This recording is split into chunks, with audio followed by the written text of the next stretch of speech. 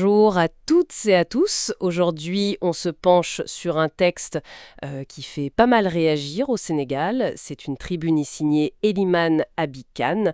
Elle s'intitule Quel projet, Monsieur le Premier ministre? Elle vise donc directement Ousmane Sonko. Oui, bonjour. Effectivement, l'auteur exprime une certaine, disons, une inquiétude. Ça fait suite à des déclarations récentes du Premier ministre. Ah oui, lesquels par exemple? Il s'arrête en particulier sur des expressions assez fortes, comme l'assainissement de l'espace politique si nécessaire au forceps. Au forceps carrément? Oui. Ou encore l'idée d'un effacement de certaines voix dans les médias. Et donc, pour Khan, ça pose question. Ça interroge par rapport à ce qu'il voit comme la tradition démocratique bien ancrée au Sénégal. D'accord, donc l'idée c'est d'analyser un peu cette argumentation, voir ce que ça nous dit des attentes, peut-être des tensions actuelles là-bas. Pour commencer, il me semble qu'il pose d'abord un cadre, un rappel historique ou principiel. Absolument. Il commence fort. Il martèle d'emblée que le Sénégal, je cite, a définitivement et résolument choisi la démocratie. C'est sa conviction. Et il illustre ça. Oui, et c'est intéressant. Il prend l'exemple tout récent de la mobilisation citoyenne contre le report de l'élection présidentielle de 2024. Ah oui, l'épisode avec Macky Sall. C'est ça, pour montrer que selon lui, cette résistance, cette défense des principes, ce n'est pas l'affaire d'un seul camp politique. C'est plus large. Pour lui, la liberté, y compris le droit à la contradiction, c'est vraiment dans l'ADN sénégalais, quoi. Le texte parle de gravité évidente. Pourquoi si grave, selon lui?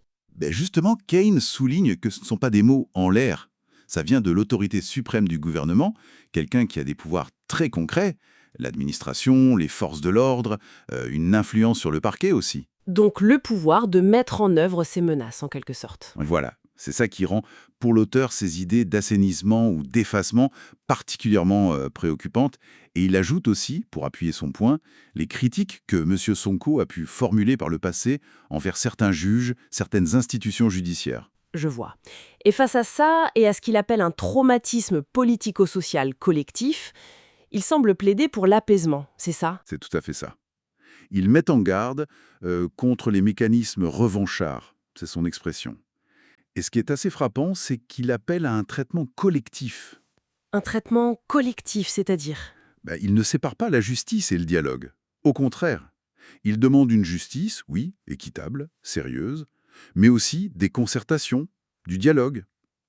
Et il invite directement M. Sonko à la retenue, à adopter ce qu'il appelle une posture républicaine, en gros à être à la hauteur de la fonction. Intéressant. Mais au-delà de ces questions de principes démocratiques, de posture, Khan évoque aussi les urgences très concrètes du pays, non?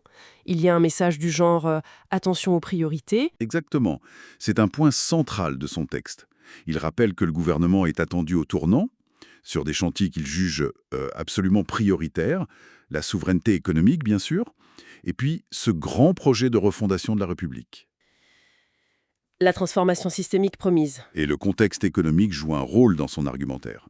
Oui, il le souligne, il parle de morosité économique, de crise financière. Donc, dans ce contexte difficile, pour lui, le pays ne peut tout simplement pas se permettre de perdre du temps, de s'égarer dans ce qu'il nomme des querelles crypto-personnelles. Des conflits qui seraient plus personnels que politiques donc. C'est ce qu'il laisse entendre, oui. L'attente des Sénégalais, c'est pour des résultats concrets, rapides. Donc si on résume sa pensée, l'énergie politique devrait être focalisée ailleurs. Et comment il termine alors? Quelle est la perspective qu'il propose? L'appel final, c'est à la mobilisation. Mobiliser tout le monde sans exclure personne. Autour de la vision du président Bassirou Diomaye Faye, justement pour cette transformation systémique. Et il y a une formule intéressante sur les contradictions. Ah oui, ok. Il dit que si elles sont intelligemment assumées, elles peuvent même être un moteur pour avancer collectivement. Il ne les voit pas comme un frein, forcément. D'accord. Donc en synthèse, ce texte d'Elimana Bikain, il met vraiment en lumière une tension.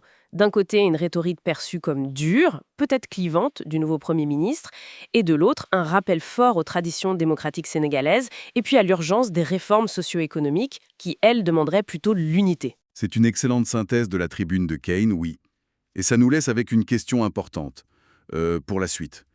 Comment est-ce que le nouveau pouvoir va articuler cette volonté, très affichée de rupture, d'action forte, avec la nécessité soulignée par Keynes de préserver les équilibres démocratiques, les libertés publiques, des principes que l'auteur considère vraiment comme le fondement de la République sénégalaise. Une question de balance, en somme, et qui va sans doute animer les débats au Sénégal dans les temps à venir. Très probablement, c'est une réflexion à suivre de